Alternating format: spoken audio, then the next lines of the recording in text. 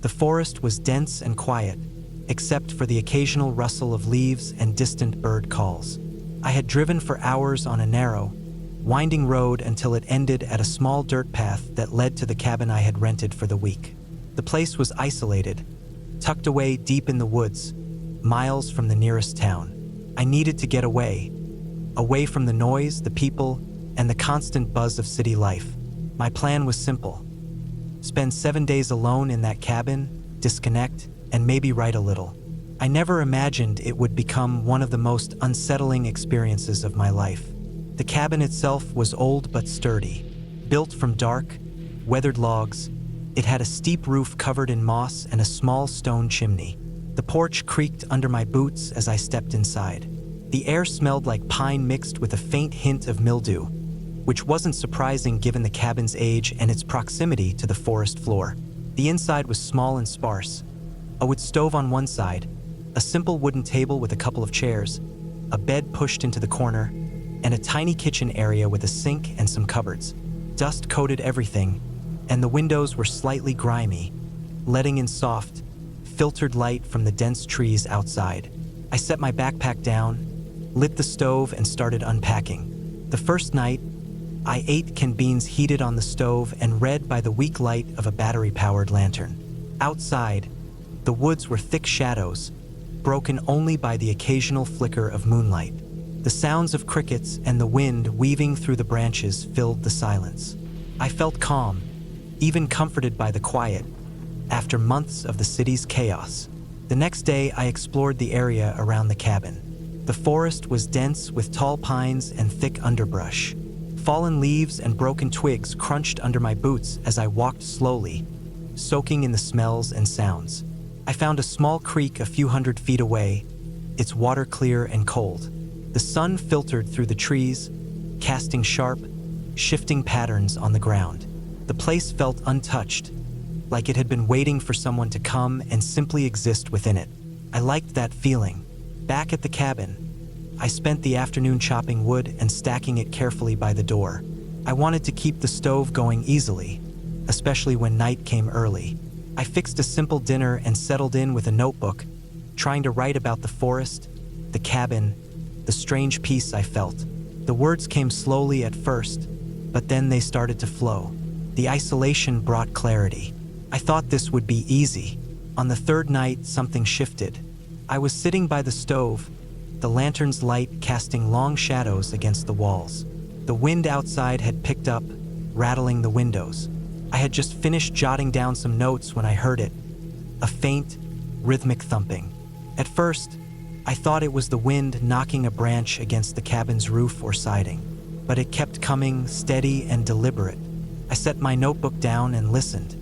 The sound was coming from outside, somewhere near the back of the cabin. My heart quickened. I reminded myself I was alone and there was no reason to be scared. Maybe an animal, maybe a woodpecker. Still, the sound was too consistent to be random. I grabbed the small flashlight from the table and stepped outside onto the porch. The cold night air hit me sharply. The forest was dark and silent except for the thumping. It was coming from the tree line a few yards behind the cabin. I shone the flashlight into the trees, the beam cutting through the darkness. Nothing moved. No glowing eyes, no shapes, just blackness. I stayed there for a few minutes, waiting, but the sound stopped. I shrugged it off as my imagination, convinced it was probably a woodpecker or some other bird, then went back inside, locked the door and closed the windows. Sleep was hard to come by that night. Every creak of the cabin, every shift in the wind made me tense up. I kept imagining footsteps outside or someone watching me from the trees. When morning finally came, I felt drained but told myself I was just being paranoid. The next day, I stayed close to the cabin. I chopped more wood, cleaned up a little, and avoided wandering too far into the woods. The silence was no longer comforting. It felt oppressive. Even the birds seemed quieter than before. Later in the afternoon, I noticed something odd on the porch, a set of footprints in the dirt. They weren't mine. They were bigger and deeper, like someone heavier had stepped there, but there was no way anyone had come without me noticing. I checked all around the cabin, but the forest floor was undisturbed except for my own tracks and these footprints on the porch. Panic flickered for a moment, but I forced myself to stay calm. The cabin was locked, the windows shut tight. Whoever left those prints hadn't come close to the door or windows. Maybe they had walked past on the other side of the cabin or were just passing through the woods nearby. I took a photo of the footprints with my phone, thinking I might show it to someone when I got back to town. After that, I made sure to double-check the locks and keep my flashlight within reach. The sun set, and I lit the stove, my eyes constantly scanning the dark outside. That night, the thumping returned, louder and more persistent. It sounded like something hitting a tree repeatedly, like a knock or a hammer blow. It went on for several minutes before stopping suddenly. I didn't dare go outside. Instead, I sat as still as possible, listening for anything else. In the middle of the night, I heard a sharp crack nearby, like a branch breaking underfoot. My heart nearly jumped out of my chest. I stayed frozen, holding my breath, waiting. Nothing else happened, but sleep didn't come. The following morning, I found more footprints around the cabin, some closer to the windows. They were fresh, and it was clear whoever had been near had moved slowly and carefully, avoiding leaving obvious tracks. Something wasn't right. I realized I wasn't just dealing with the solitude of the woods anymore. Someone had been close to the cabin during the night. The thought sent a wave of unease over me. I was alone, miles from anyone, with no easy way to get help if I needed it. Despite the fear, I refused to leave. I had come here for peace, and I was going to stay for the week no matter what. I started preparing for the worst, keeping the stove fire going, barricading the door with a heavy chair, and sharpening a small kitchen knife I had brought for emergencies. The next few days passed in a strange blur of anxiety and exhaustion. Each night, the thumping noises grew louder and more frequent. Sometimes I would hear soft footsteps crunching in the leaves around the cabin, but whenever I shone the flashlight outside, no one was there. The forest, once inviting and calm, felt alive in a menacing way. The shadows seemed to move just out of sight. Every snapping twig made me jump. My sleep was broken into short bursts, filled with dreams of being watched, trapped. On the 5th day, I woke up to find the cabin door scratched up. Deep, jagged marks gouged into the wood, like someone had tried to force their way in. I ran my hand over the splinters and felt a cold shiver run through me. It was proof someone had tried to get inside. I called the local ranger station from my phone, but the call wouldn't go through. No signal. The isolation was absolute. I was completely cut off. That day, I stayed inside, barricading myself in as best I could. I rationed my food and water carefully. The thumping noises never stopped. Sometimes they were rhythmic, like deliberate knocks, and other times random and erratic, like frustration or warning. On the 6th night, the thumping changed. It came as a slow, steady pounding louder than before, right outside the cabin walls. I pressed my ear against the cold wood and could feel the vibrations. I was sure someone was trying to break in. Suddenly, the door handle rattled violently. My breath caught. The door shook as someone pushed against it with all their strength. I pushed back with the chair, but the door creaked and bowed under the pressure. I grabbed the knife and prepared to defend myself. The pounding stopped as suddenly as it had started. The silence that followed was worse, thick, heavy, like waiting for something terrible to happen. Hours passed. I stayed frozen, knife in hand, listening to every sound. At dawn, the door was still intact. The marks from the night before were deeper now, but the chair had held. I slowly opened a window to look outside. What I saw made my blood run cold. There, just a few feet from the cabin, were several pairs of heavy boots. They were arranged as if someone had been standing there for hours, waiting. The ground around them was disturbed and flattened like a small campsite. Empty cans, scraps of cloth, a broken flashlight lay scattered in the dirt. I understood then. Whoever had been out there wasn't trying to scare me for fun. They had been living in the woods nearby, watching me, waiting for the right moment. They were not friendly and they were dangerous. With the first light of morning, I packed everything I could into my backpack. I checked every corner of the cabin for hidden people or traps. There was nothing. The forest was quiet again, but I didn't trust it.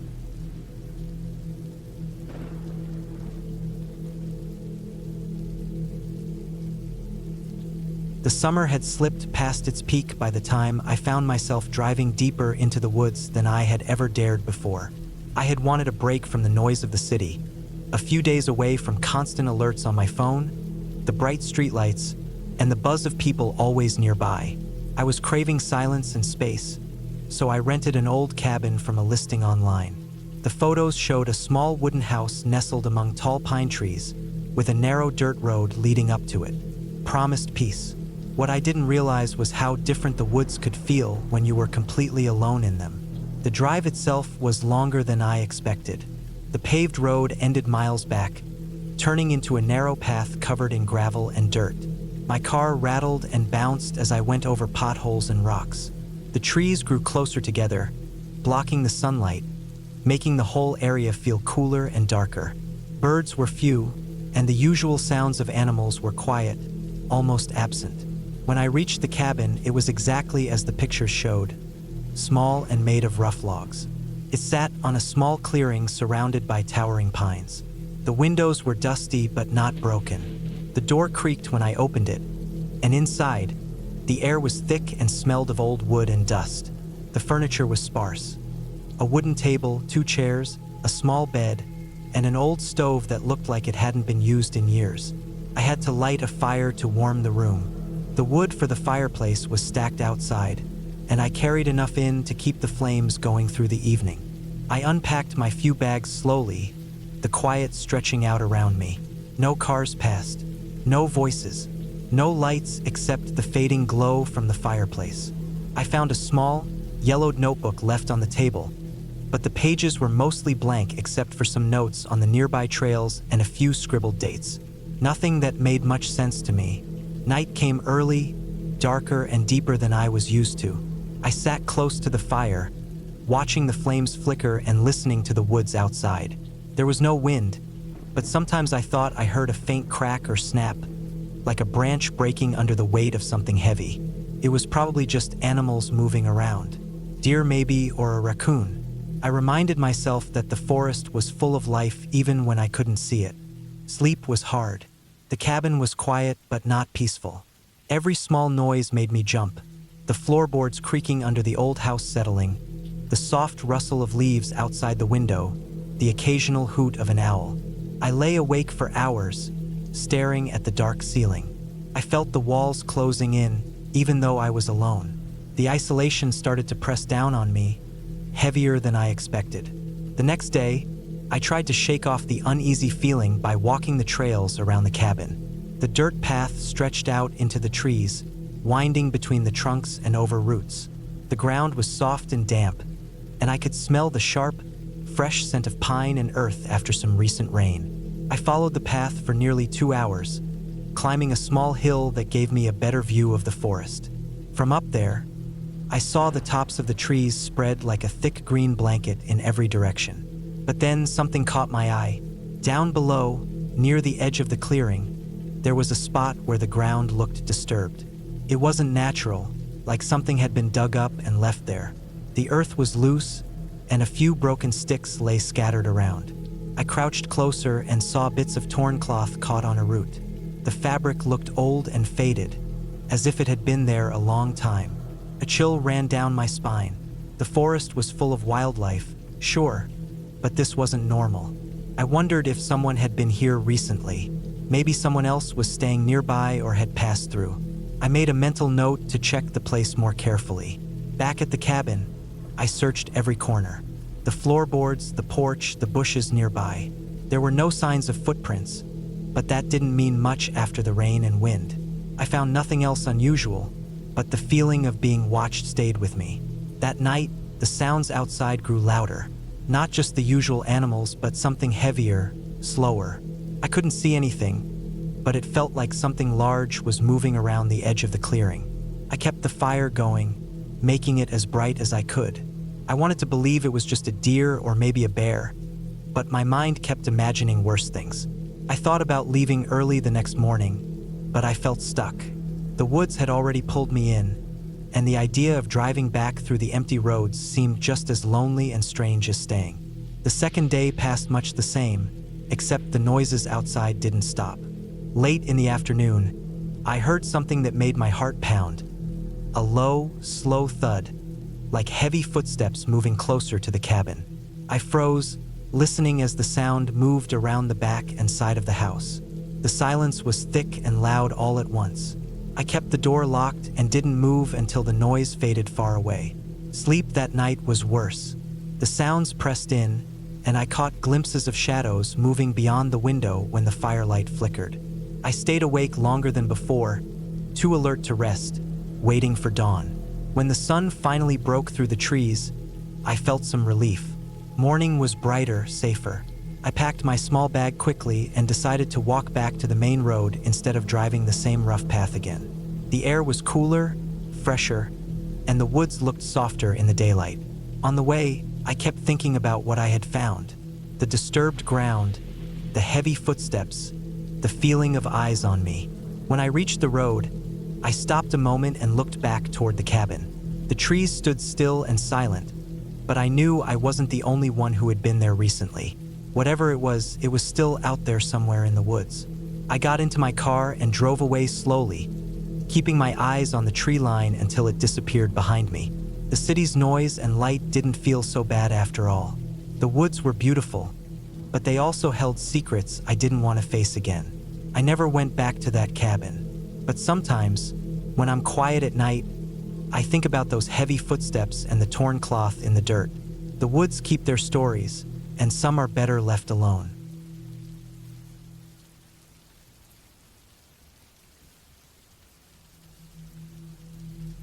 The cabin stood at the edge of the dense forest, surrounded by tall pines that swayed gently in the wind. The air was crisp, filled with the sharp scent of pine needles and damp earth. I had rented the place for a week, wanting nothing more than to get away from the noise of the city, to be alone with nature, and to find some peace. The cabin was old but sturdy, made of thick logs that had darkened with age. The windows were small but let in enough light to see by during the day. Inside, the air smelled of wood smoke and something faintly musty, like the cabin had been closed up for a long time before I arrived. I had arrived in the late afternoon, carrying my bags through the narrow dirt path that led from the main road. The sound of my footsteps was muffled by the thick carpet of pine needles and fallen leaves. The forest was quiet except for the occasional call of a bird or the rustle of a squirrel in the underbrush. I unlocked the cabin door, and it creaked loudly as I pushed it open. Inside, the floorboards groaned underfoot. The furniture was sparse. A wooden table, 2 chairs, a small bed with a thin mattress, and a cast-iron stove in the corner. The cabin had no electricity, no running water, and no phone signal. It was exactly what I had hoped for. After unloading my things, I gathered some dry wood from a pile stacked outside and started a fire in the stove. The flames soon warmed the room and chased away the chill. I cooked some canned beans and ate quietly by the firelight. The silence outside grew heavier as night fell. No cars, no distant voices, only the wind and the creaking trees. It was peaceful but also strange, the kind of quiet that makes you listen too closely to every small sound. That first night, I lay awake on the creaky bed, listening to the forest. The wind picked up, causing the cabin walls to shudder. Somewhere outside, a branch snapped sharply. My heart jumped, but I told myself it was just an animal. The moon cast long shadows through the window, and the room felt colder than before. I pulled my jacket tighter around me and eventually drifted off. The next few days passed slowly. I spent mornings hiking nearby trails, enjoying the untouched beauty of the forest. I saw deer tracks in the mud and heard the faint chatter of birds. The sun filtered through the canopy in golden beams. Back at the cabin, I read old paperbacks I had brought with me and wrote in a journal. The evenings were colder, and I built fires to keep warm. The stove's crackling was the only sound that filled the cabin, besides the occasional groan of the wood as it settled. On the third night, something changed. Just after dusk, while I was sitting by the fire, I noticed a faint, rhythmic tapping coming from outside. It was slow and deliberate, like someone was knocking on the cabin wall. I froze, listening carefully. The tapping stopped after a minute. I walked around the cabin, looking for anything unusual. The forest was dark and still, the trees casting black shapes against the sky. There was nothing there.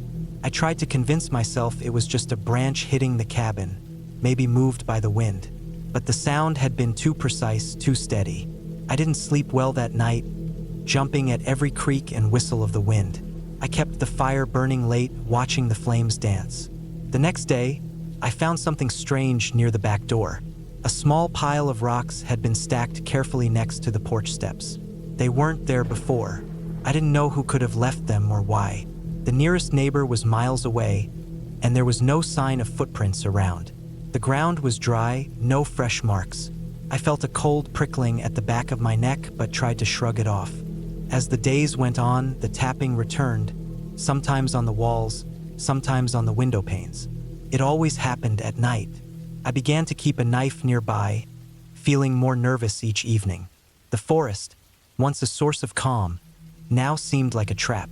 Every shadow looked like something watching me. I heard rustling just beyond the trees, but when I looked, nothing was there. One morning, I noticed the pile of rocks had grown. More stones were added, arranged in small circles and lines.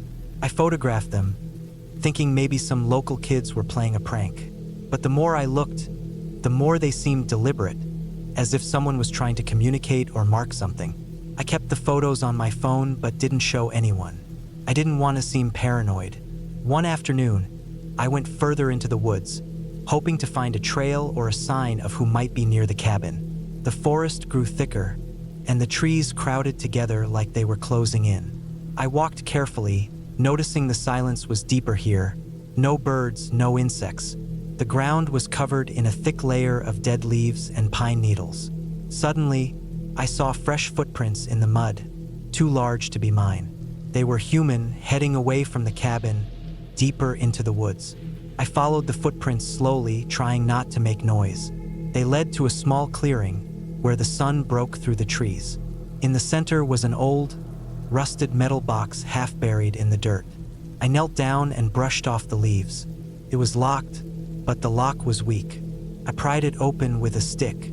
Inside were some old papers and a small flashlight with dead batteries. The papers were yellowed and torn, written in faded ink. They looked like journal pages but were too damaged to read clearly. I took them back to the cabin, hoping to make sense of them in daylight. As I read through the pages, I realized they were from someone who had lived in the area long ago, someone who spoke of being watched and followed in the forest. The words were desperate and filled with fear. That night, the tapping was louder and more insistent. It wasn't just on the cabin anymore. It was on the windows and the door. I stayed by the fire, clutching my knife, watching the shadows. At one point, I thought I saw a figure moving just outside the window, but when I blinked, it was gone. On the fifth day, the tapping stopped suddenly. The silence afterward was worse than the noise. I felt like something was waiting, watching, waiting for me to let my guard down. I decided I couldn't stay any longer. I packed my things in the morning and cleaned the cabin as best I could. The forest felt colder, darker, as if it resented my leaving. As I walked down the path toward the main road, I looked back at the cabin once more. The pile of rocks had multiplied again, now surrounding the porch in a messy circle. I didn't want to think about what they meant or who had made them. I kept my pace quick and didn't look back again until I reached my car. Driving away, the trees blurred past me. The silence of the forest was left behind, replaced by the hum of the highway and the buzz of my radio. I felt relief flooding through me, though the memory of the cabin and those quiet, tapping nights stayed with me long after. I never found out exactly what was happening at that cabin. No one I asked knew of anyone living nearby, and the footprints vanished where I lost the trail. The papers I found remained a mystery, and the piles of rocks were never explained. But I knew one thing: that place, surrounded by the silent woods, had a presence. Not something supernatural, but something human, or close to it, watching from the shadows. Something patient and hidden. I've never gone back, and I don't plan to.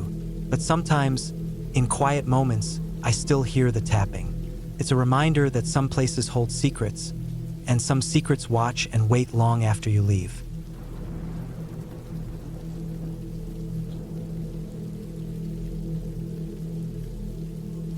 The sky was a flat, dull gray when I arrived at the cabin, the kind of gray that swallows all color, making the world feel muted and still. I had driven for hours on a twisting, rough road that barely looked like a road anymore, covered in loose gravel and lined by tall, dense pines. The trees loomed over me, their dark green needles like shadows stretching down to the ground. The air smelled thick with damp earth and pine resin, the smell of untouched forest that settled in my chest and made me breathe slow and deep. The cabin was a small wooden structure sitting near the edge of a lake that stretched out like a long mirror, reflecting the dull sky and the skeletal branches of trees that dipped low into the water.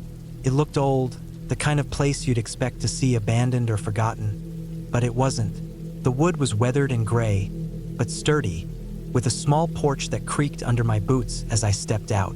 The windows were grimy, smudged from years of dust and rain, but I could see the faint glow of a wood stove inside.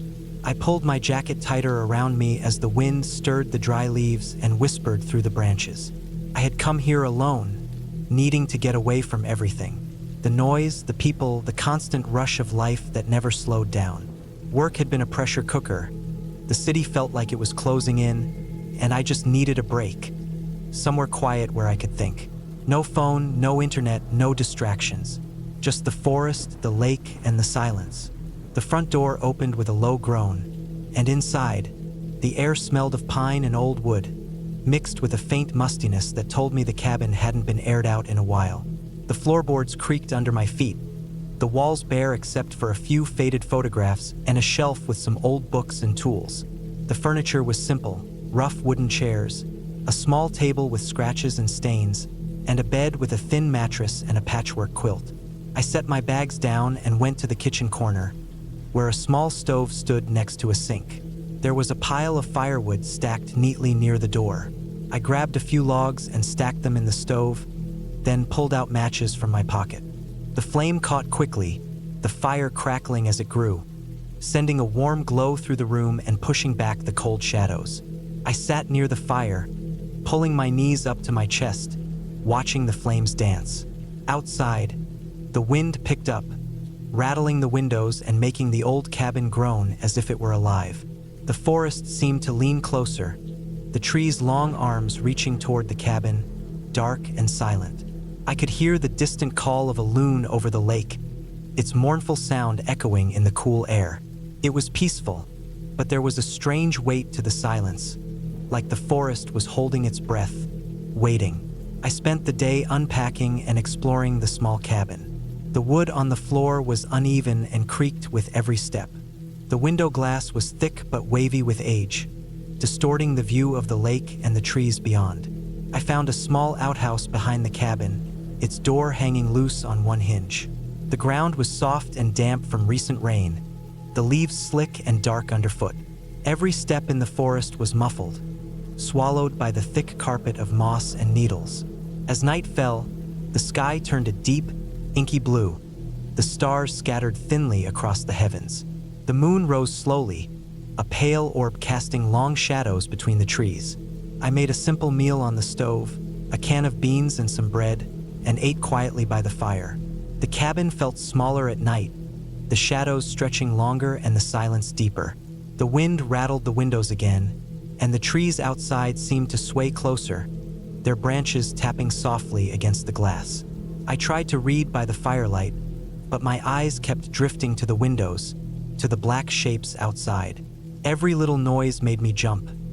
The creak of a branch, the rustle of leaves, the distant snap of something breaking. My mind began to fill in the gaps, imagining footsteps in the forest or eyes watching from the darkness. I told myself it was just the wind, just the forest settling down for the night. Sleep was uneasy. The mattress was thin and hard, the quilts rough against my skin. Every little sound woke me. An animal moving outside, the shifting of wood as the cabin adjusted to the cold, the occasional drip of water from the roof. I lay still, listening to the night sounds, The way the wind moved through the trees, the distant call of some bird or animal, and the constant, quiet ticking of my own heartbeat. The next day was colder. A thick fog had rolled in overnight, hanging low over the lake and the forest, turning everything pale and ghostly. I stepped outside, the dampness seeping into my boots, and the fog muffled all sound. The world felt smaller, closed in, like the trees had drawn a curtain around the cabin. I walked down to the lake shore, the water dark and still beneath the gray sky, and the fog swirling just above it. I spent hours wandering in the forest, following faint animal tracks in the mud, picking up fallen pine cones and smooth stones. The forest was alive with small sounds, birds flitting through the branches, the occasional scurry of a squirrel or chipmunk, the rustle of leaves underfoot. But there was no one else, no sign of people. The forest was thick and tangled, the trees growing close together, their branches intertwining high overhead so the sky was just a thin sliver. I went back to the cabin as the light faded, the fog still heavy around the edges. Inside, I stoked the fire and sat by the window, watching the mist swirl and curl around the trees. The silence felt heavier now, like the forest was watching, waiting. I tried to push the feeling away, telling myself it was just my imagination. That night, the wind came in fierce bursts, rattling the windows and shaking the cabin like it might tear it apart. The fire flickered and dimmed, and I had to feed it constantly to keep the room warm. The cold crept under the door and through the cracks in the walls. I wrapped myself tightly in blankets, but sleep was impossible. Every gust made the cabin groan and creak, and every time the door slammed against the frame, I jumped. Around midnight, something changed. I was lying awake, eyes fixed on the flickering shadows, when I heard a sound outside the cabin. It was soft, a faint crunch of footsteps on dry leaves. At first, I thought it was the wind or maybe an animal, but the steps were deliberate, slow, moving around the perimeter of the cabin. They circled, stopping here and there, as if whoever was out there was searching for something. My heart pounded so loudly I thought it might wake the entire forest. I stayed frozen, listening as the footsteps moved closer, then farther away, then closer again. I tried to tell myself it was nothing, probably a deer or some other animal, but the rhythm was too steady, too human.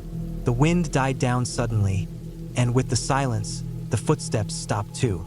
For what felt like hours, I lay there, waiting, not daring to move or breathe too loudly. Then, just before dawn, I heard one last scrape near the window, a faint sound like nails scratching against wood. My breath caught, and I held still until the first light crept through the window, washing the cabin in pale gray. When I finally dared to get up, I looked outside. The ground was soft and wet from rain, but there were footprints around the cabin. Heavy, muddy prints, too large and uneven to be an animal. They circled the cabin twice, then disappeared into the forest. There was no sign of anyone, no voice or face, just the tracks and the cold silence. I stayed inside all day after that. The air felt heavy, the walls close. Every time I looked outside, I felt watched. The forest seemed darker, the trees closing ranks, hiding something just beyond sight. I burned more wood, kept the fire going strong, and stayed near the windows, watching the edges of the forest, waiting. The next morning, I decided it was time to leave. I packed quickly, moving with a nervous energy I couldn't shake. I checked every window and door, locking them tight before I started the engine of my car. The cold morning air was sharp and clear, and the sun was finally breaking through the clouds, casting long shadows across the forest floor.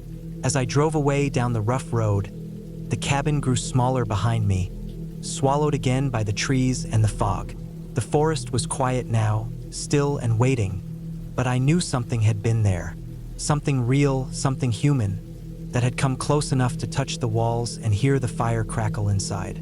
I never found out who or what had been circling that cabin in the night. Maybe it was someone else who used the forest for shelter, or someone lost, or someone who had been watching for a long time. Whatever it wasn't a ghost or a fairy tale. It was real enough to leave footprints in the mud and scrape marks on the wood. Driving back to the city, I felt relief mixed with a lingering unease. The silence of the forest was not the quiet peace I had hoped for. It was something else, watchful, waiting, and alive in a way I could not explain. But I was glad to be out of it, glad to be moving away from the dark trees and the cold cabin by the lake. That trip stayed.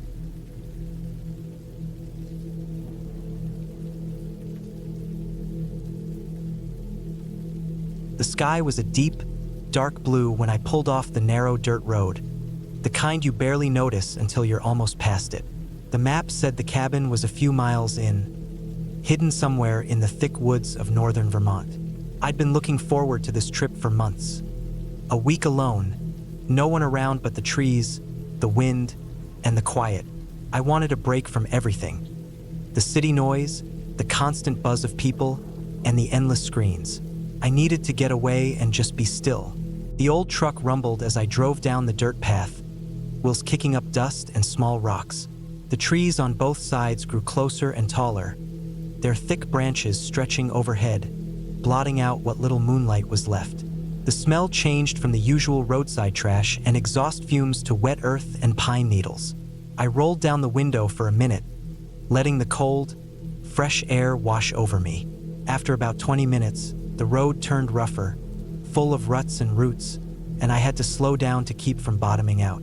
The GPS signal flickered like it was fighting to stay alive, which only made me more sure I was going deeper into the wild. The silence felt heavier now, like the world itself had paused. No birds, no bugs, no distant cars. Just the crunch of tires on gravel and my own breathing. Finally, I saw it.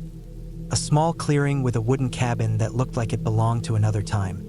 The wood was weathered gray, moss growing along the edges of the roof, and the windows were dark and covered in dust.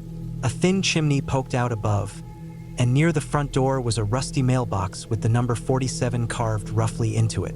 I parked the truck and got out, stretching my legs. The air was chilly, and I could smell the faint scent of wood smoke, like someone had lit a fire here long ago but had since left. The cabin door creaked as I opened it. Inside was just as quiet as outside, with rough wooden floors and walls lined with old pine planks. A fireplace sat cold at one end of the main room, and there was a small kitchen area with a sink that didn't look like it had running water. The only light came from the window facing the woods, which framed a view of tall trees standing straight and silent. I set down my bag and took a moment just to breathe it in. I spent the next hour exploring. There was a small bedroom off to the side with a creaky bed and a dresser with a few drawers stuck halfway open. Dust covered everything, and I found a few old magazines and a box of matches on a shelf. I liked how basic it all was. No distractions, no noise, just the raw, natural world outside. I gathered some dry wood from a pile near the back and made a small fire in the fireplace. The crackle and pop of burning logs filled the room and made the cabin feel alive. The warmth spread slowly, pushing back the cold creeping in through the thin walls. Outside, the wind started to pick up, rattling the windows and shaking the trees. I sat on the old couch, staring into the flames, feeling a strange mix of calm and alertness. As night deepened, I realized how dark it really was outside. No streetlights, no moon, just an endless black sea broken by the faint outlines of trees. The stars were hidden behind thick clouds, and the only sound was the occasional snap of a twig or the rustle of leaves. I thought about how alone I was, truly alone, and a small part of me felt vulnerable.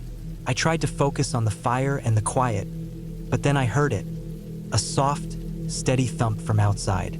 Not a random noise like a falling branch or an animal moving through the brush. This was something deliberate, like someone or something was coming closer. I froze, listening. The thump came again, slower now, but still there. I grabbed the flashlight from my bag and stood, creeping to the window. Outside, the darkness pressed close, but I saw nothing moving. The thumping stopped, and a cold sweat ran down my neck. I wanted to convince myself it was just my imagination, a sound carried by the wind or an animal knocking against a tree. But the noise had been too regular, too purposeful. For the rest of the night, I stayed near the fire, checking every few minutes if the door or windows showed any sign of movement. I didn't sleep much, my mind spinning through every possibility. Someone lost in the woods, maybe a hunter or something worse. I thought about how far I was from help, how my phone had no signal, and how the truck would be useless if I needed to leave in a hurry. Morning came slow and gray. The sky was cloudy, and the woods looked even more closed in without sunlight. I stepped outside with the flashlight to check the perimeter, but found nothing unusual. No footprints, no broken branches, no signs someone had been near. The earth was soft from rain the night before, but completely undisturbed. It was like the noise had been a ghost. I spent the day trying to shake the unease.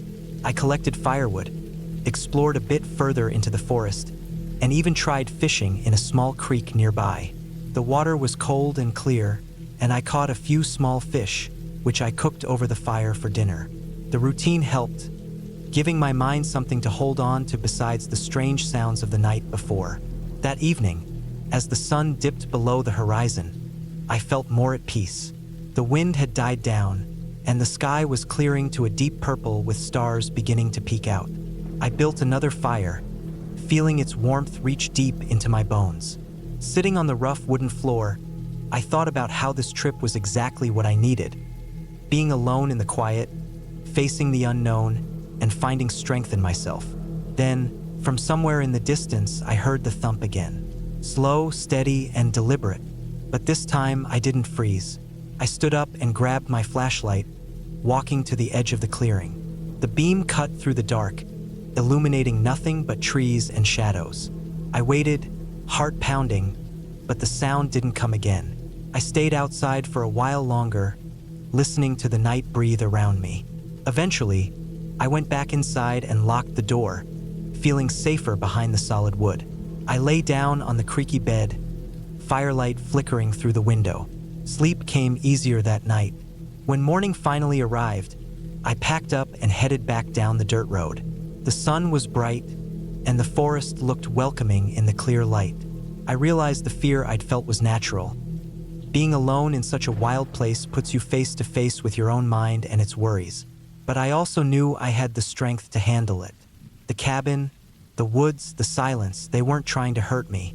They were just a reminder of how small and fragile we are out here, and how important it is to be ready, alert, and respectful of that. I drove away feeling lighter, knowing I could come back anytime. The forest wasn't a place of fear. It was a place of truth, and I was glad to have seen that for myself.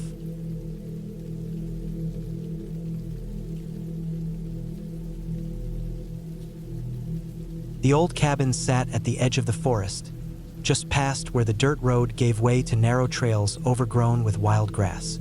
It wasn't much, just rough wooden walls with peeling paint, a sagging porch with creaky steps, and a rusty metal roof that rattled when the wind blew through the pine trees. I had been looking forward to this weekend for weeks, a break from the noise of the city and the endless distractions of everyday life. I wanted silence, to be alone with my thoughts, and to feel what it was like to really disconnect from everything. The cabin promised all that and more. I drove up the dirt road in my old pickup, the tires crunching over rocks and dry leaves. The air smelled of pine needles and damp earth, a fresh and sharp smell that filled my lungs and made me feel alive. I parked near the cabin and grabbed my backpack, which was stuffed with the basics: food, water, a small stove, matches, and a flashlight. My plan was simple: spend 3 days away from any signal, no phone, no internet, just me and the quiet. The front door was stiff when I pushed it open, the hinges whining like a tired old man waking from a nap. Inside, the cabin was small but cozy. A single room with a wood stove in the corner, a small kitchen area with a sink and a few cabinets, and a wooden table with 2 chairs. The furniture was rough and mismatched but sturdy. I took a deep breath, feeling the stillness settle around me like a thick blanket. The windows were covered in dust and spiderwebs, but the glass was intact. Outside, the forest stretched endlessly, tall trees packed so tightly it was hard to see far beyond the edge. That first evening, I gathered some dry wood from the small pile by the porch.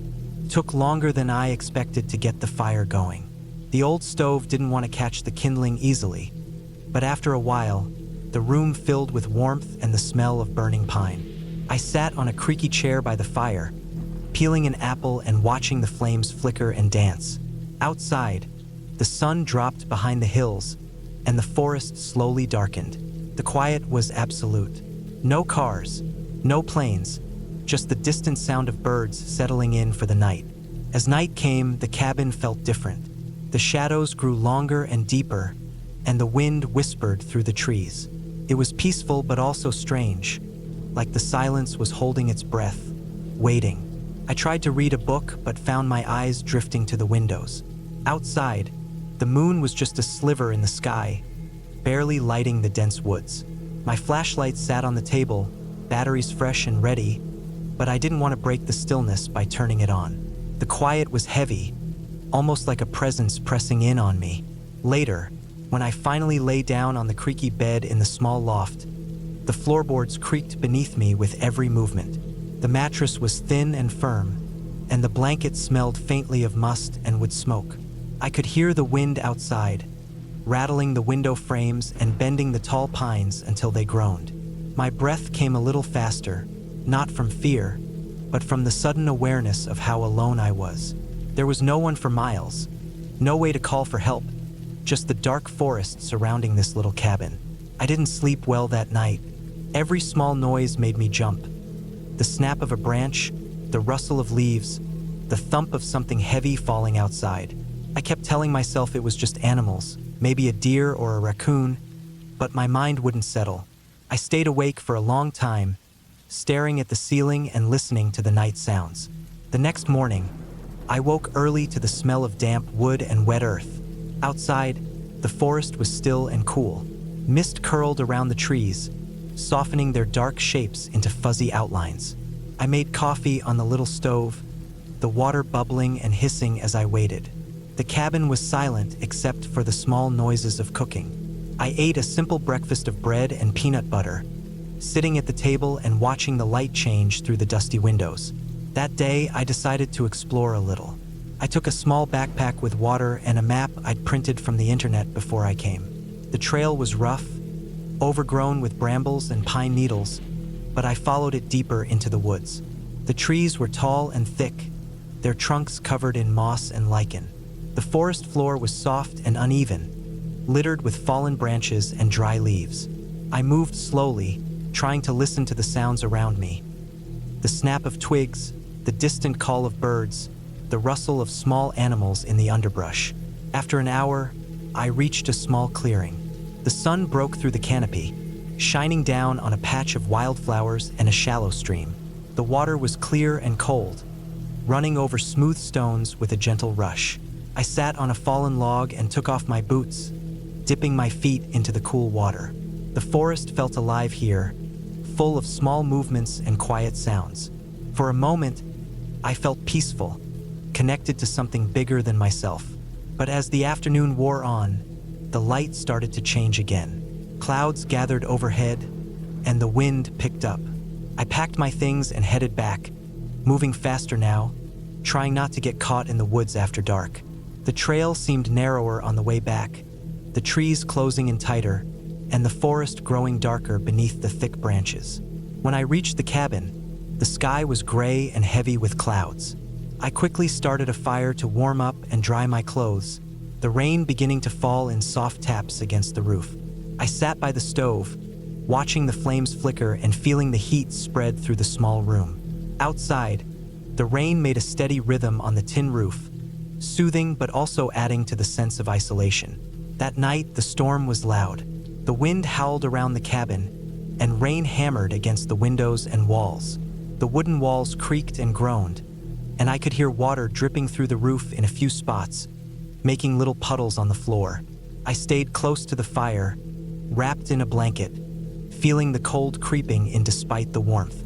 Around midnight, a noise outside caught my attention. It was a soft, scraping sound, like something dragging slowly across the ground just beyond the porch. I held my breath and strained to listen. The rain had lessened to a steady drizzle, and the wind had dropped, so the scraping was clearer. It sounded like something heavy, slow, and deliberate. I grabbed my flashlight and quietly moved to the door, peering out into the dark. The beam of light caught the edge of the porch and the thick brush beyond, but I couldn't see anything moving. The scraping noise stopped. I waited, heart pounding, listening. Then I heard it again, a soft thud, like a heavy footstep on the wet ground. My mind raced through possibilities.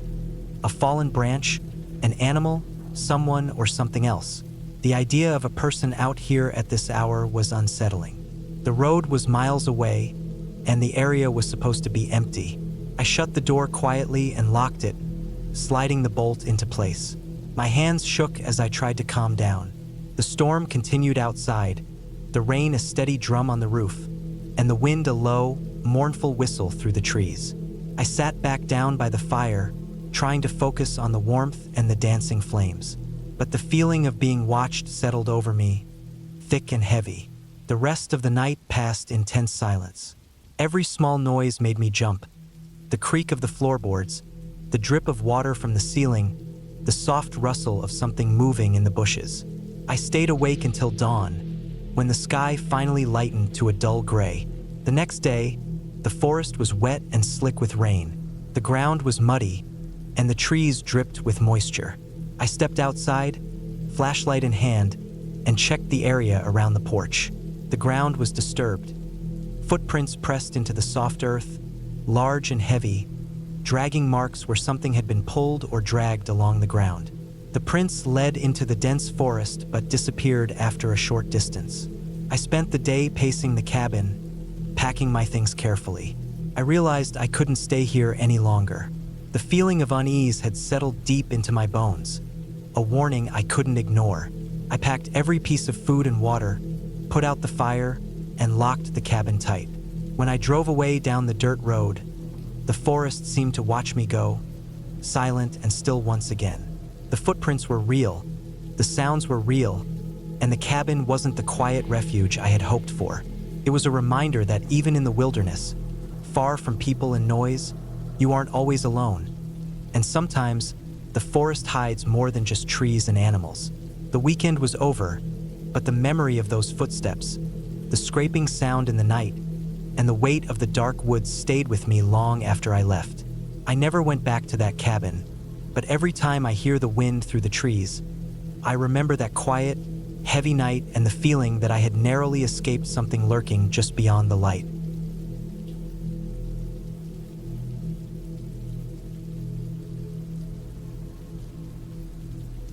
The road was rough, full of potholes and loose gravel, winding through thick woods that seemed to swallow the fading light.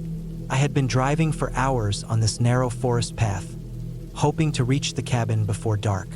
It was late October, the air had a sharp chill to it, and the sun was dipping behind the trees, casting long shadows that stretched like fingers across the dirt track. I could hear the tires crunching on the gravel, the engine whining as I pushed the old truck uphill. The trees were tall pines mostly, some oaks with their leaves turning rusty red and gold, a sign that autumn was settling in properly. I wasn't used to driving in places like this. The city was my home. Noise, crowds, and light pollution were all normal to me. This was different, quiet, isolated. But that was what I wanted, a break from everything. The cabin was supposed to be my escape, a weekend away from work and constant emails, away from people and their endless demands. A friend had recommended the place, said it was peaceful, no neighbors for miles, just pure wilderness. He gave me the GPS coordinates, but the signal had been weak ever since I turned off the main highway. Now, I was basically following a blinking dot on a screen, hoping it would lead me to something real. When I finally saw the cabin, it was like a relief. It sat nestled in a small clearing, surrounded by thick forest. The wood was dark, weathered, and worn by time and weather. It wasn't fancy or new. No electricity poles or wires connected to it, just the cabin itself, sitting on a small rise with a fire pit ringed with stones nearby. A thin trail of smoke rose from the chimney. I pulled the truck onto a patch of grass and shut the engine off. The quiet hit me all at once. No cars, no planes, just the occasional bird call and the rustling of leaves in the cool breeze. The cabin door creaked when I pushed it open. Inside, it smelled of damp wood and old pine. The floorboards were uneven, the walls rough-hewn logs. A small wood stove sat in one corner, and a table with 2 chairs stood near a window looking out over the clearing. There was a simple bed against the far wall with a threadbare blanket, a small shelf with a few books, and a lantern hanging from a hook by the door. No running water, no electricity, just the basics, exactly what I wanted. I unpacked my bag slowly, laying out the food I had brought, some canned beans, bread, a small bag of coffee grounds, and a box of matches. I knew there was a well outside, and I would have to fetch water from there. After putting my things away, I stepped outside to gather some dry wood for the stove. The sun was almost gone now, the sky a deep orange fading into purple.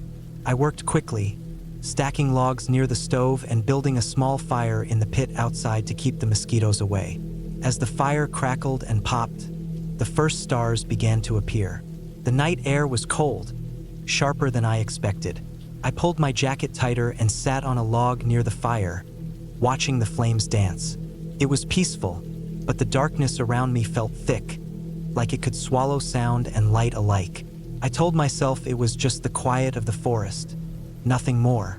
Later, I went inside and lit the stove. The warmth slowly filled the room, softening the edges of the cold and damp. I made coffee on a small camping pot, the rich smell filling the cabin. Sitting at the table with the steaming mug in my hands, I looked out the window. The clearing was dim, the fire pit glowing faintly in the dark. Beyond, the trees were black shapes against the starry sky. That night, sleep didn't come easy. The unfamiliar sounds of the forest kept me alert. The creak of branches swaying, the rustle of leaves, distant calls of unknown animals. Sometimes a sharp snap of a twig made me startle. I told myself it was just deer or raccoons, but still, the feeling of being watched crept over me. I lay awake for hours, eyes wide, listening. In the early morning, just before dawn, I finally dozed off, only to be woken by a strange noise. It was low, rhythmic, like something dragging slowly across the forest floor. I strained my ears. The sound came closer, then stopped. Silence. My heart beat fast. I stayed very still, not daring to move. When the sun rose, I went outside with the first light, hoping the noise was just my imagination. The forest was quiet again, the cold morning mist hanging low between the trees. I followed the edge of the clearing, looking for any sign of what had made the noise. At first, I saw nothing, just broken twigs and fallen leaves. Then I noticed tracks in the soft earth, large footprints, heavier than a deer's. They led from the forest to the edge of the clearing and stopped near the cabin. I stared at the prints, a pit opening in my stomach. They weren't animal tracks, at least not any animal I knew. Too big, too deep. I felt a cold sweat on my back. The idea that someone or something had been near my cabin during the night unsettled me deeply. I thought about packing up and leaving, but I told myself I was being paranoid. People didn't just wander here. This place was supposed to be isolated. The day passed slowly. I decided to explore the surrounding woods, hoping to clear my head. I followed a narrow path that twisted deeper into the forest. The trees here were denser, the sunlight filtering through leaves in greenish beams. The forest floor was damp and covered in moss and fallen branches. Occasionally, I saw signs of animals, scratches on tree bark, a small pile of bones, feathers scattered on the ground. As I walked, the forest seemed to close around me. The sounds I heard earlier at the cabin returned. Rustling, snapping twigs, faint shuffling. I kept my eyes scanning the shadows between trees. The sense of being watched grew stronger. I found myself stopping often, looking around, heart pounding. The further I walked, the more uneasy I felt, like I was walking into something I wasn't meant to see. After an hour or more, I decided to turn back. The sky was clouding over, and the wind was picking up. I hurried back toward the clearing. When I got near the cabin, I saw the fire pit was cold, the ashes scattered by the wind. I went inside and locked the door. I knew the lock was old and probably weak, but it was something. I sat by the stove, warming my hands, trying to shake off the growing dread. That night was worse. The sounds around the cabin seemed louder, closer. I heard heavy breathing outside the window, faint footsteps circling the cabin, slow and deliberate. My eyes were fixed on the window, watching the dark shapes of trees shifting in the wind. I held a knife I'd brought for camping, feeling its cold handle in my hand. Sleep was impossible. Suddenly, a sharp bang rattled the cabin door. I jumped, heart in my throat. Then another, and another. Someone was pounding outside. I backed away, grabbing my phone to call for help, but there was no signal. I tried the truck, same result. The pounding stopped as suddenly as it started. I sat in the corner, trying to steady my breath. I didn't know who or what was out there. Panic crept in, squeezing my chest tight. I thought about running to the truck, but the woods were pitch black and unfamiliar. I had no weapon except the knife and no real plan. Hours passed in silence. Eventually, the cold and fear wore me down. I dozed off, half curled on the floor near the stove. When morning came, I found fresh footprints in the dirt outside the cabin, circling it completely. They were the same size as the ones I'd seen before, heavy and deep. But this time, they were closer. Too close. I packed quickly, not daring to look around much.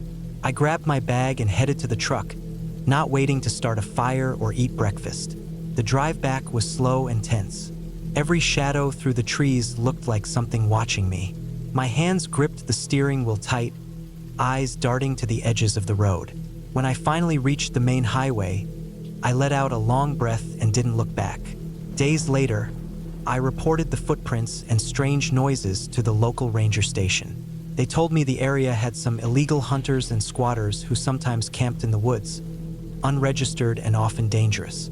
People who didn't like strangers. They advised me never to go back alone. I didn't return. The cabin stayed behind, surrounded by dark woods and silence. But even now, when I close my eyes, I can see those deep footprints circling the cabin, hear the pounding on the door in the night, and feel the cold, watching eyes just beyond the trees. The wilderness is not always peaceful, and sometimes the scariest thing is not what you imagine, but what really lives in the shadows.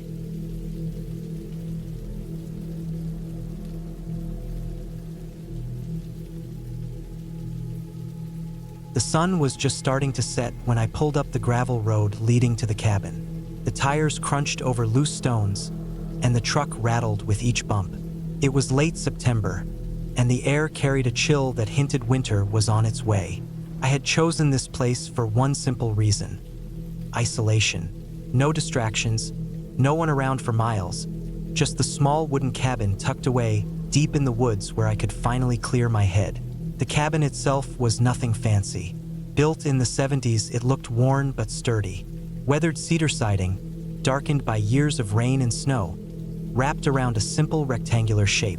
The roof was metal, rusted in places but still holding tight. There was a small porch with 2 wooden steps leading up to the front door.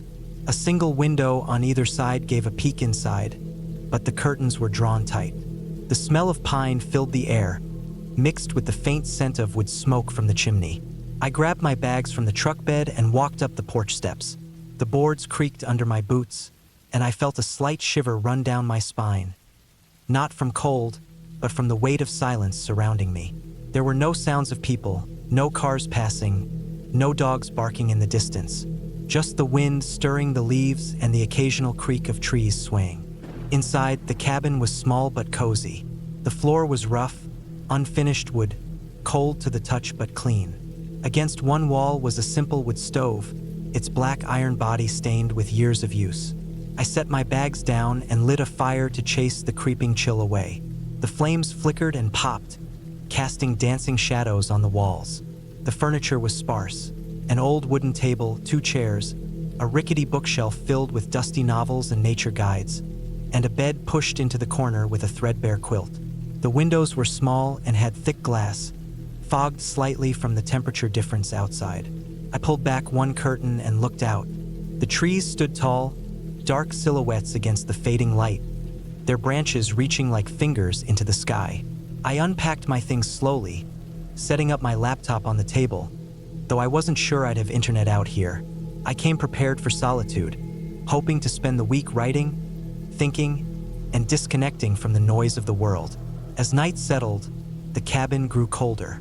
The The fire in the stove was the only source of warmth, and I found myself drawn to it, watching the glowing embers with a kind of uneasy fascination. The silence outside was absolute now. No animals, no wind, nothing. Felt unnatural. Usually, forests buzz with the life of crickets or the calls of owls. But here, it was as if everything had gone quiet. I tried to shake off the unease, telling myself it was just the unfamiliar setting getting to me. After all, I was alone in the middle of nowhere. It was normal to feel on edge. That night, I slept poorly. The thin walls didn't keep out the sounds of the night, but there weren't many. Instead, I woke to strange creaks and soft thuds that seemed to come from the woods just outside the cabin. I sat up, heart pounding, straining to listen. The sounds stopped as suddenly as they started. Morning light spilled through the curtains, warm and golden, chasing away the night's shadows. I brewed coffee over the stove and stepped outside, taking a slow walk around the cabin to stretch my legs. The forest was dense, filled with towering pines and maples, their leaves turning gold and red in the early fall. As I walked, I noticed footprints in the dirt around the cabin, deep impressions that didn't look like animal tracks. They were human, big, heavy. The soil was soft from a recent rain, making the prints stand out clearly. I scanned the area, but there was no sign of who might have left them. No discarded trash, no broken branches, nothing to indicate a recent visitor. I felt a flicker of unease again, but pushed it aside. Maybe a hunter or camper had passed through before me. The forest was vast, after all, and people came and went. Over the next few days, I settled into a routine.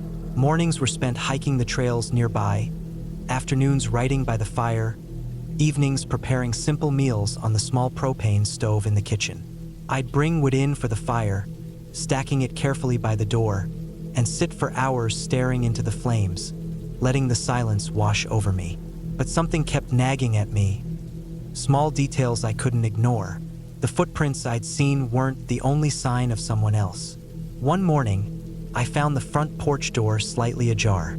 I was sure I'd locked it before bed. The lock was old, stiff, and took a firm twist to engage. Yet there it was, swinging open in the gentle breeze. I checked the inside thoroughly. Nothing was out of place, no sign of forced entry or theft. Still, the thought that someone had come close enough to open my door unsettled me. I started locking everything twice, making sure the windows were latched tight too. I kept a heavy cast iron skillet on the table within arm's reach, just in case. At night, the woods felt alive in a different way. I'd hear branches breaking far off, low rustling sounds, but nothing close enough to see. I convinced myself it was wildlife, the usual deer or maybe a raccoon or fox wandering near. Still, the feeling of being watched never quite left me.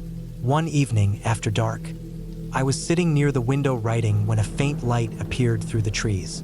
At first, I thought it was a distant car or flashlight, but there was no road nearby.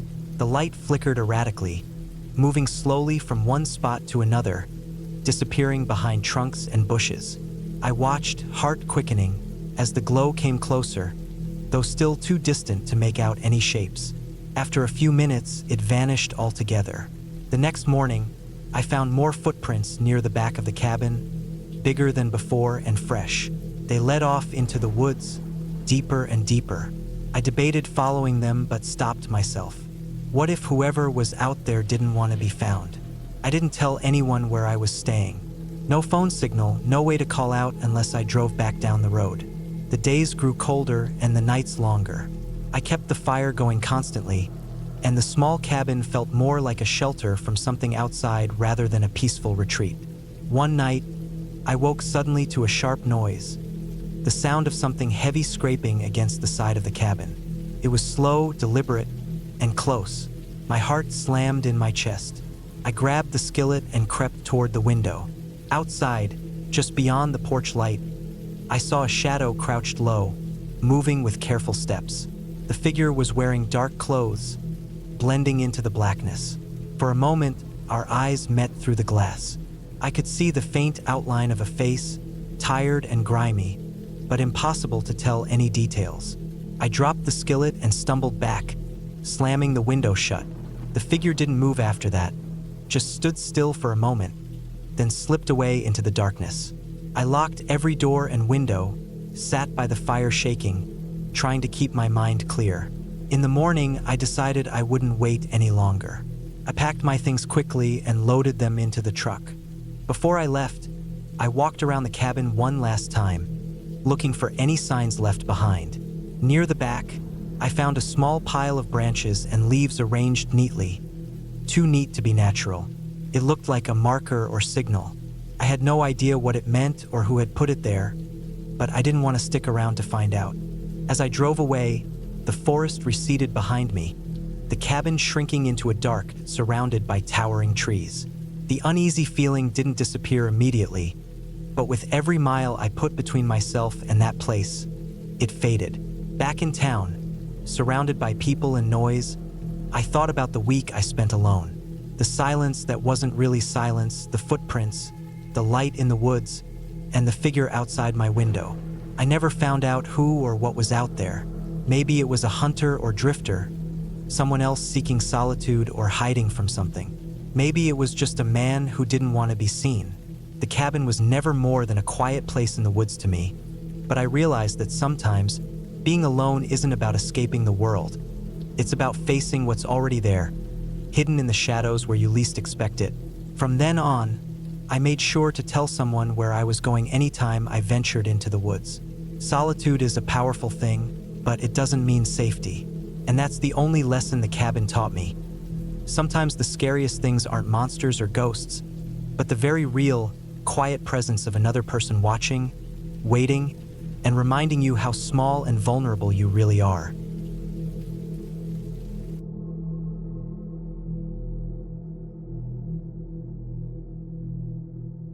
The moment I saw the cabin from the narrow dirt road, something about it felt off.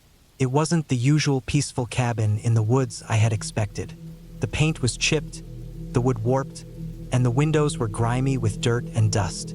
Still, it was exactly what I needed, a place away from the city and away from people. I was exhausted and needed to clear my head after months of nonstop work. This cabin was tucked deep in the mountains, miles from the nearest town, and I had planned to spend a week alone, with nothing but a few supplies and the sounds of nature. What could go wrong? I pulled my old truck onto the small gravel driveway and stepped out. The air was crisp and cold, even though it was late spring. Pine trees surrounded the cabin on all sides, their trunks thick and dark. The forest was dense, and the light dimmed quickly once the sun dipped behind the mountain peaks.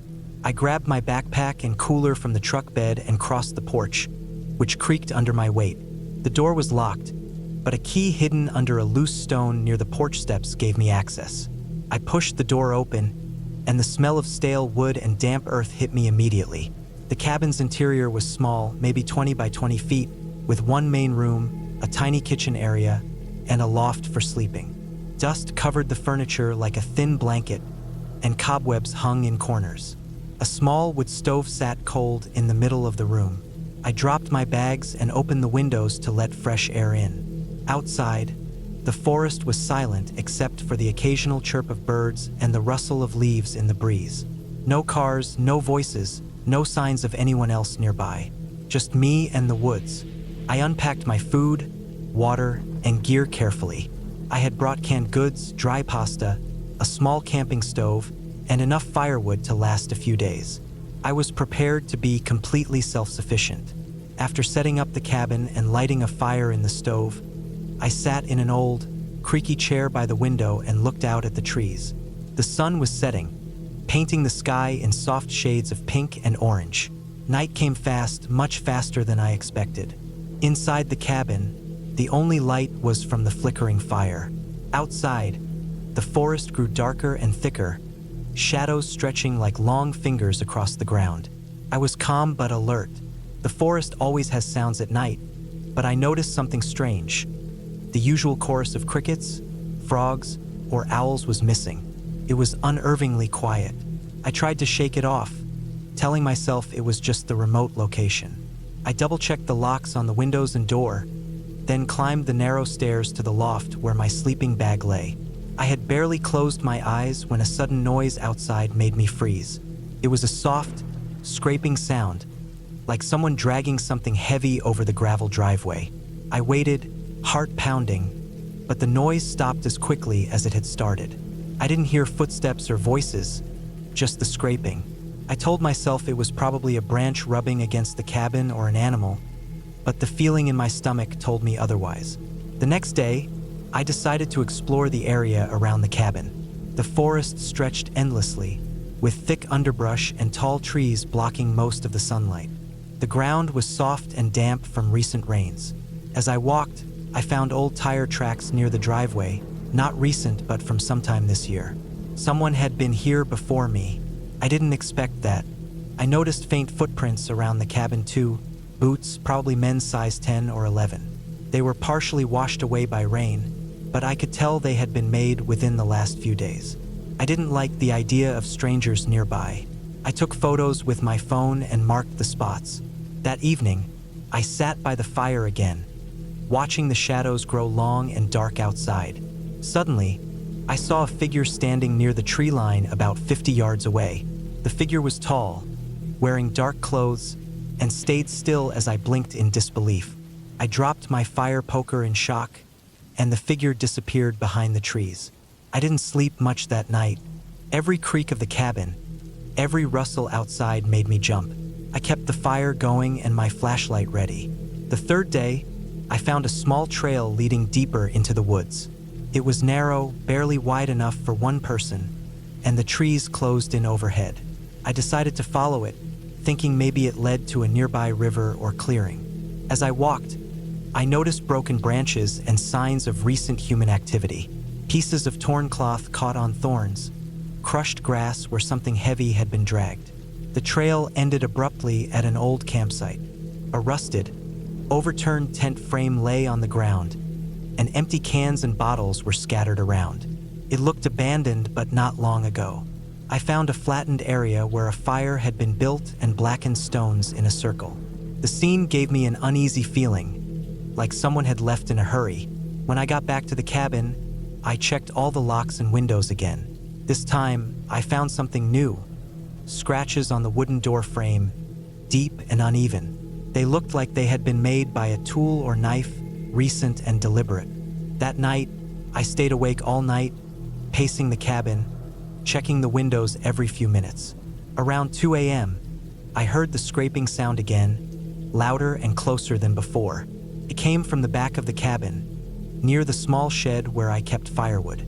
I grabbed a heavy metal rod and slowly stepped outside, heart hammering in my chest. The night was pitch black, the only light from my flashlight beam cutting through the trees. The air was cold and smelled like wet earth and pine. I walked toward the shed, hearing the scraping stop just as I got close. There was no sign of anyone. No footprints, no movement, just silence. I locked the shed and went back inside, locking the door behind me and sliding a heavy chair against it. I realized then that I had been followed. Someone had been watching the cabin, waiting. The next morning, I packed up most of my things. I didn't want to leave immediately, but the fear was growing too strong to ignore. I decided to stay one more night and then head back to town. That day, I explored a little farther and found an old logging road that led downhill. I followed it to a small ranger station, abandoned but less worn down than the cabin. I found a notebook inside, covered in dust and spider webs. Flipping through, I found entries from a ranger who used to work the area years ago.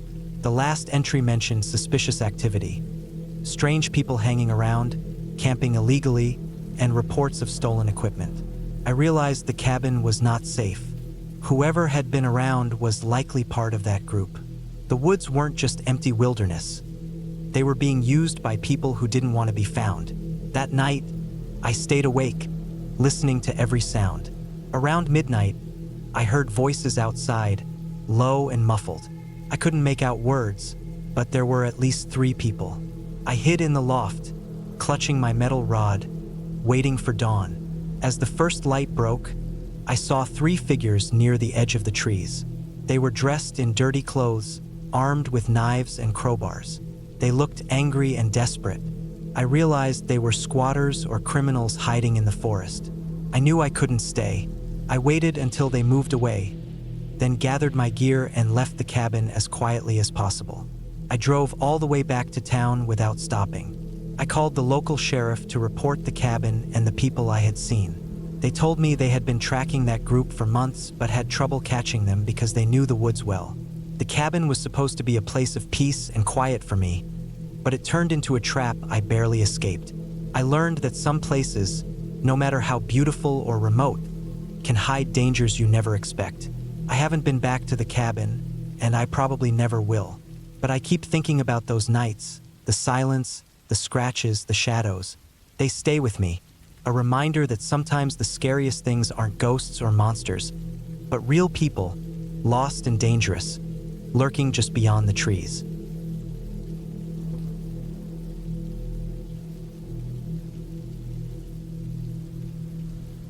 The first thing I noticed when I got to the cabin was how quiet everything was.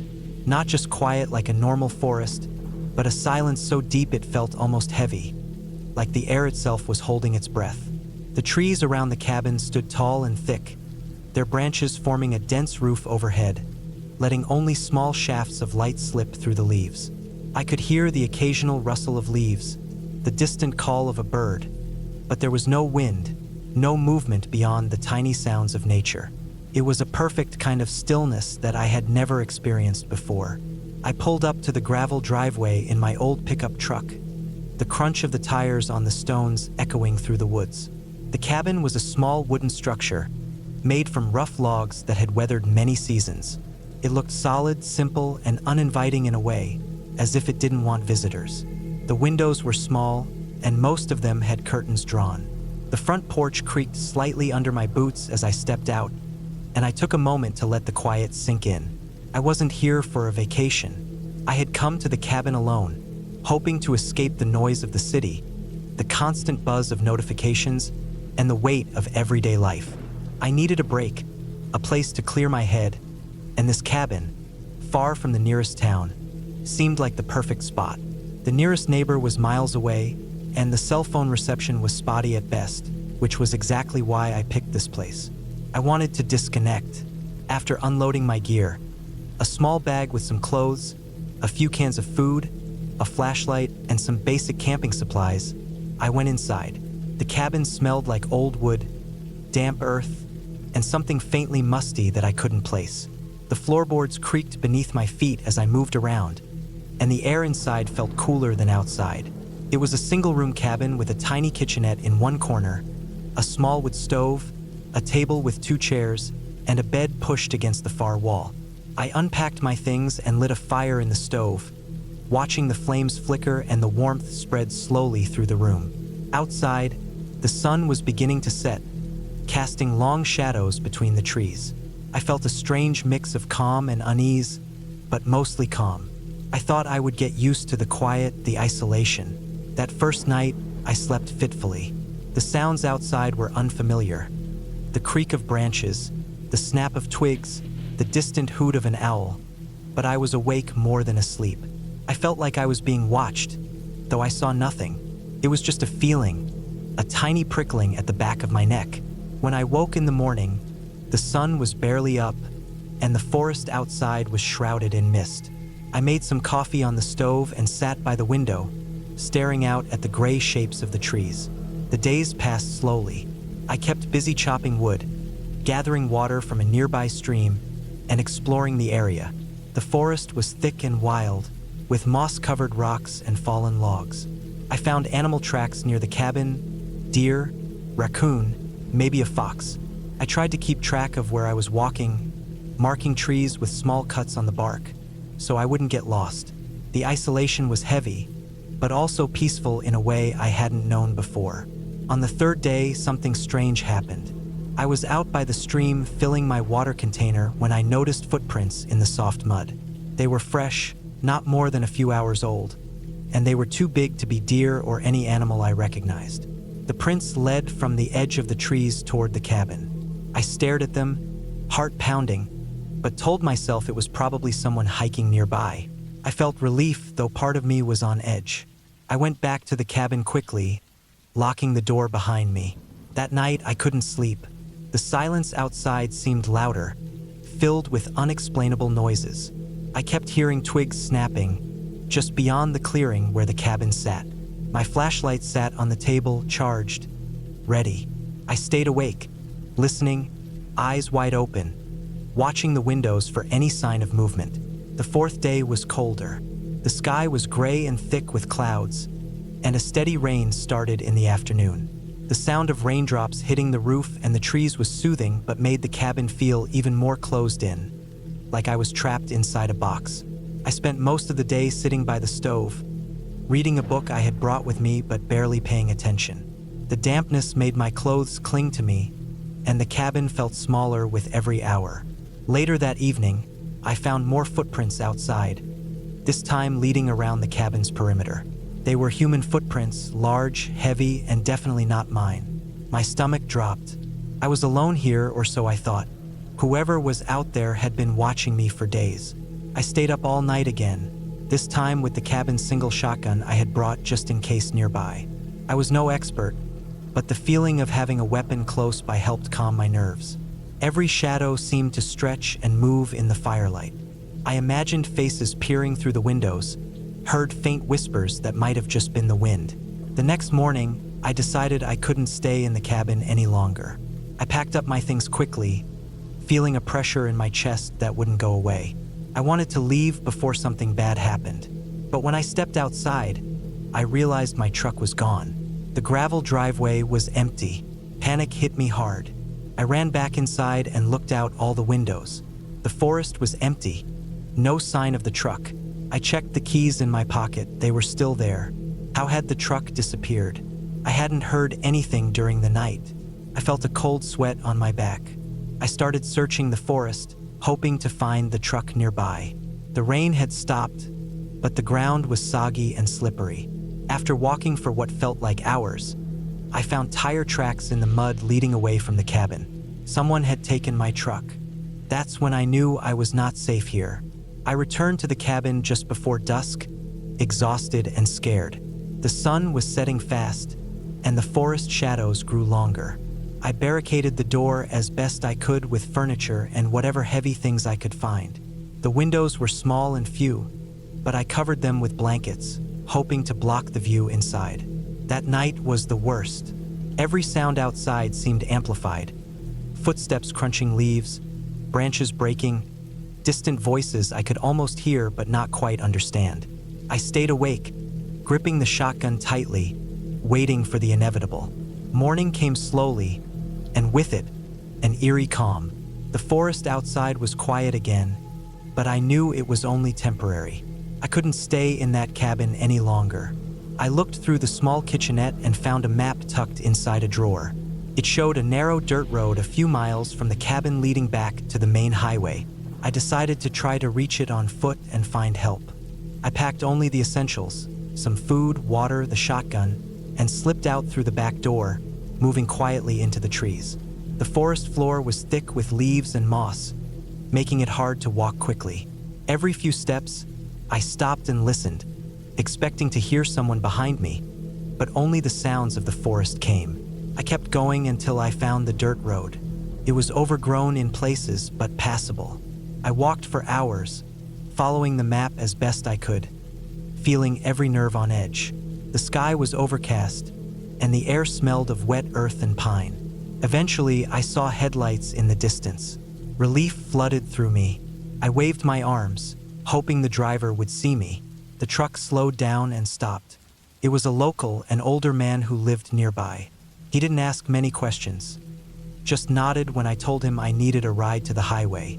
As we drove away from the forest, the cabin and the silent woods disappeared behind me, swallowed by the trees.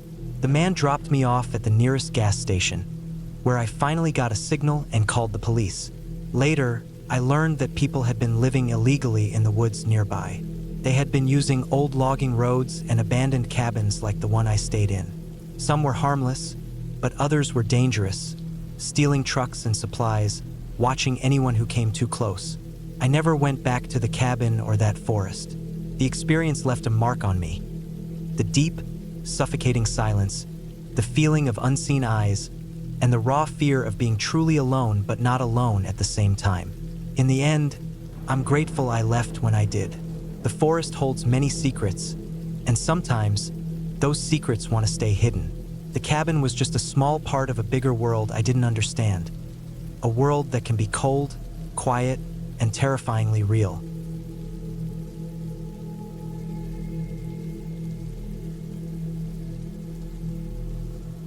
It was the end of October when I decided to go to the cabin. I needed time away from the noise of the city, a quiet place to think, to breathe, to get away from everything for a while. I had rented a small, old cabin deep in the woods, a few hours' drive from town. The owner said it was simple, rustic, but comfortable enough, and the photos looked fine. I didn't expect anything special, just somewhere to be alone for a few days. The drive out was long but peaceful. I left just as the sun started falling, painting the sky orange and red. The highway led to smaller roads, winding through tall trees that started to lose their leaves. The air got cooler and the smell of pine and earth grew stronger. The last few miles were gravel roads, bumping and twisting. I kept my eyes on the narrow path, branches brushing the car on both sides, the fading light making shadows stretch long and thin. When I finally saw the cabin, it looked small but solid. It was made of rough wood logs, dark and weathered by time. The roof was metal, a little rusty, with a stone chimney rising from one side. There was a small porch with 2 wooden chairs that looked old but sturdy. The whole place was surrounded by tall trees, no neighbors in sight, only the silence of the forest around me. I parked the car near the porch and stepped out.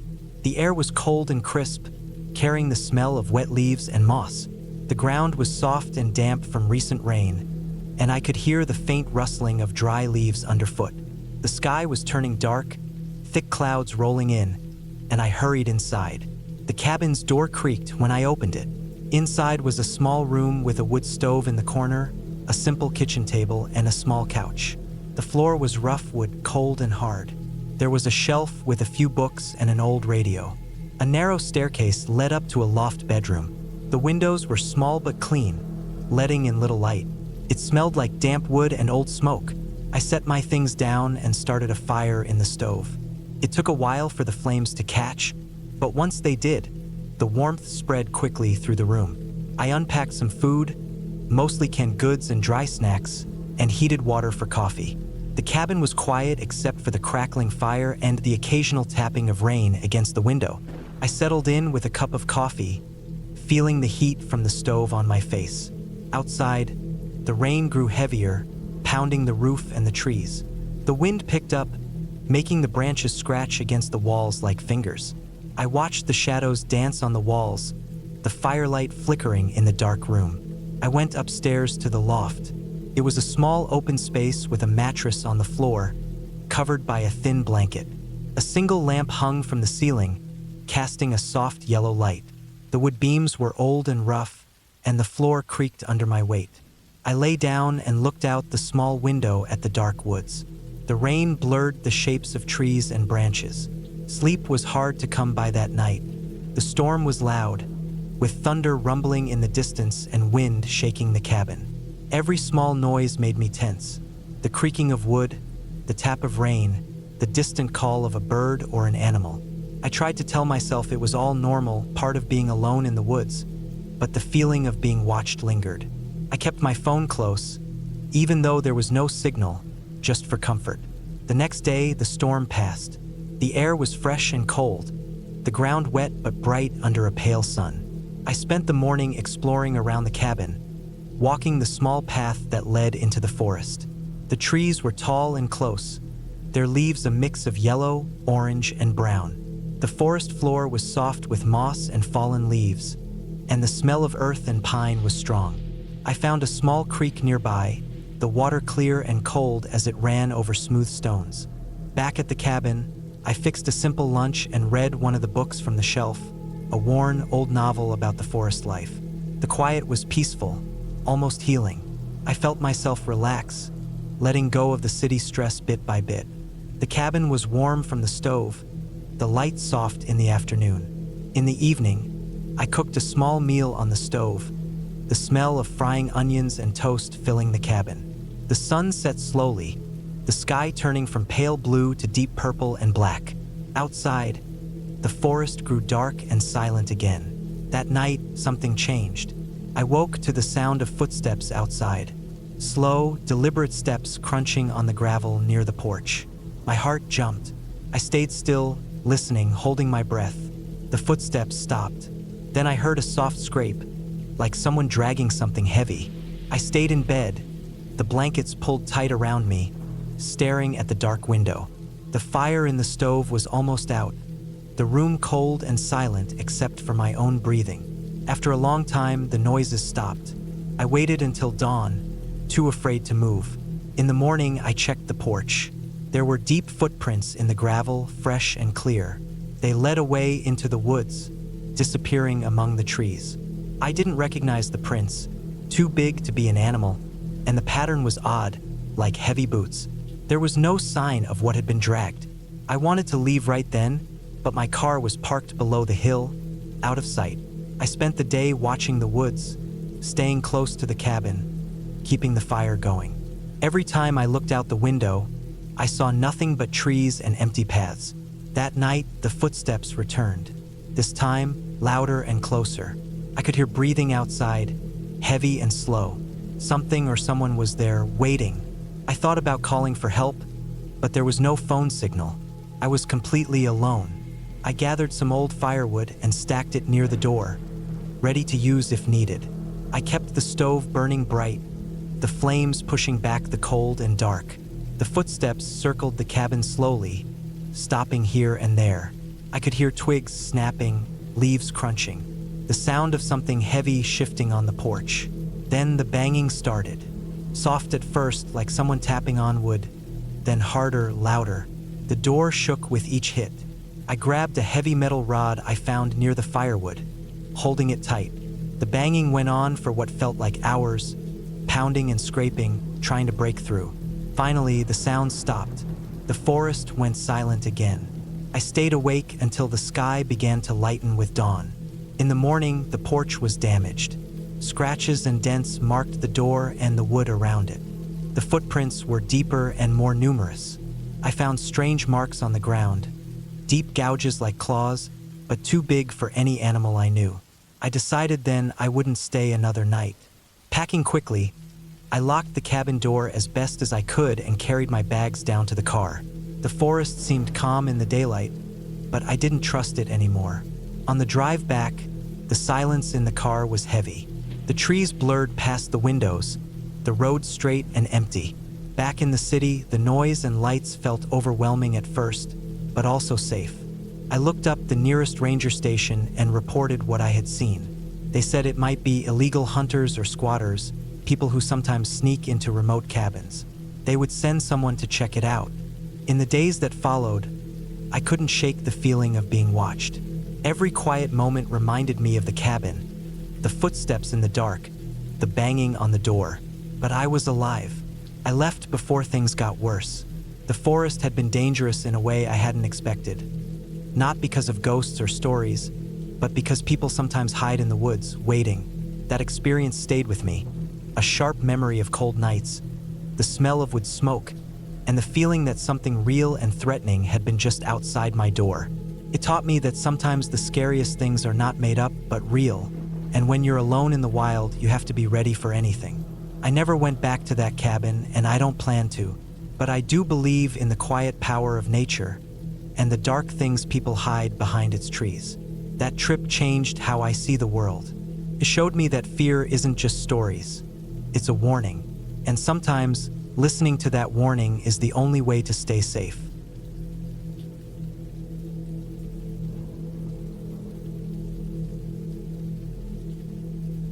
I never planned on staying in that cabin alone. It was supposed to be a weekend getaway, a short trip to clear my mind. I had been working too much, feeling burned out and restless, and the idea of a quiet place away from the city noise seemed perfect. The cabin wasn't fancy, just a small wooden structure tucked deep in the woods, a couple of hours' drive from my apartment. No electricity, no internet, no distractions. Just me, the trees, and a chance to be alone with my thoughts. I arrived late afternoon on a Friday. The sun was already dipping low behind the tall pine trees that surrounded the dirt road leading to the cabin. I pulled my car onto the narrow clearing, the gravel crunching under the tires. The cabin sat at the edge of a small clearing, with a shallow stream running nearby. It looked exactly like the pictures in the listing: weathered wood, a small porch, and 2 windows with cracked glass. The air smelled like pine needles and damp earth, a smell I hadn't experienced in years. The moment I stepped out, I noticed the silence. No birds, no wind, just the soft, bubbling sound of the stream and the faint creaks of the wooden cabin settling. I unlocked the door and pushed it open, the rusty hinges groaning a little. Inside, the place was dark and smelled of old wood and mildew. The floorboards creaked underfoot. There was a simple kitchen area with a small stove, a wooden table, and a few shelves with old canned food. A narrow staircase led up to a loft where the bed was. I dropped my bag on the floor and pulled out my supplies. A few cans of food, bottled water, a flashlight, matches, and a thick blanket. I had no cell service here, which was part of the appeal, but also meant I was completely cut off from the world. I spent the first hour walking around the clearing, taking in the peaceful woods. The trees were thick and tall, casting long shadows in the fading light. The sky turned orange and pink as the sun slipped away, and the air cooled quickly. I gathered some dry wood near the porch and built a small fire pit, arranging stones in a circle to keep it safe. Back inside, I lit a candle and prepared a simple dinner of beans and rice heated on the stove. The cabin felt cozy despite the roughness. I sat by the small window watching the dark woods outside. I had brought a notebook with me to write, hoping to capture some thoughts and maybe sketch the trees and rocks. But after a while, the quiet started to feel heavy, the kind of quiet that makes every little noise seem louder. At some point, I heard a snap outside, like a branch breaking. I froze, listening hard. Nothing else, just the crack of wood and then silence again. I tried to brush it off, telling myself it was probably an animal.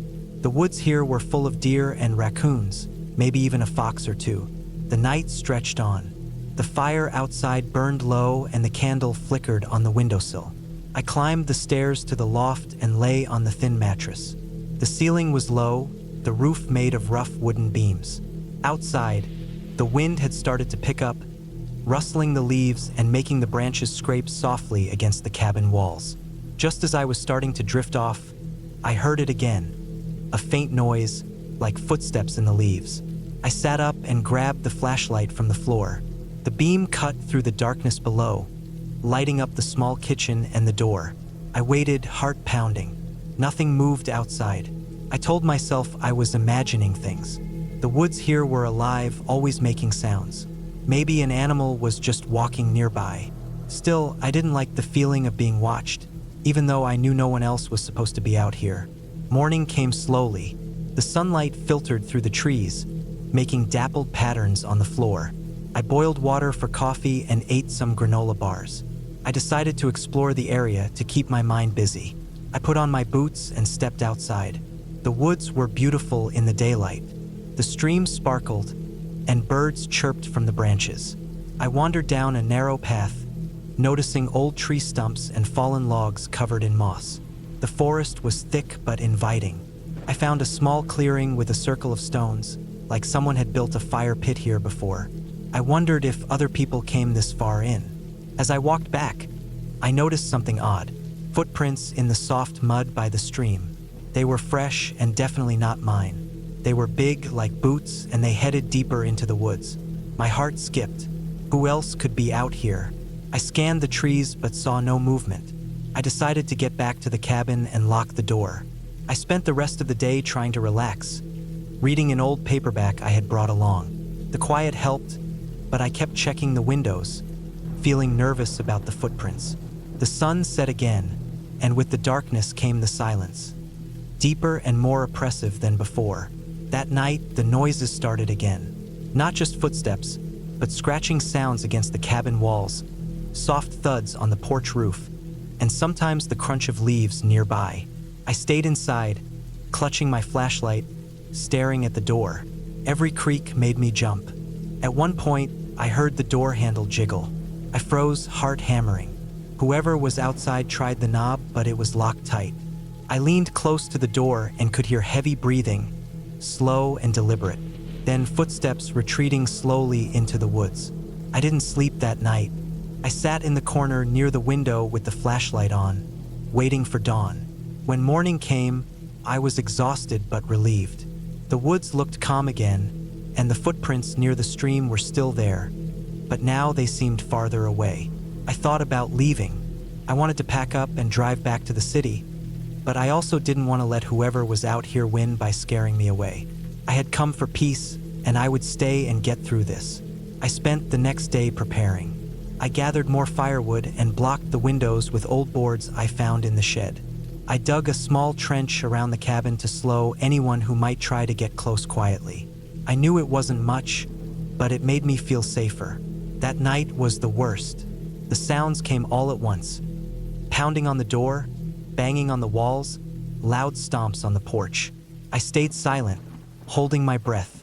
I could hear heavy footsteps circling the cabin, slow and deliberate. The flashlight battery was dying, but I kept it on, scanning the darkness. Hours passed like that until the pounding stopped. The woods went silent again. I didn't move until morning. When I finally opened the door, the ground around the cabin was disturbed, prints everywhere. There were also marks on the door frame where something had scratched hard. I packed my things quickly that morning. I knew I couldn't stay any longer. I walked to my car with my heart pounding, glancing back at the cabin. The woods were quiet, but I didn't feel safe.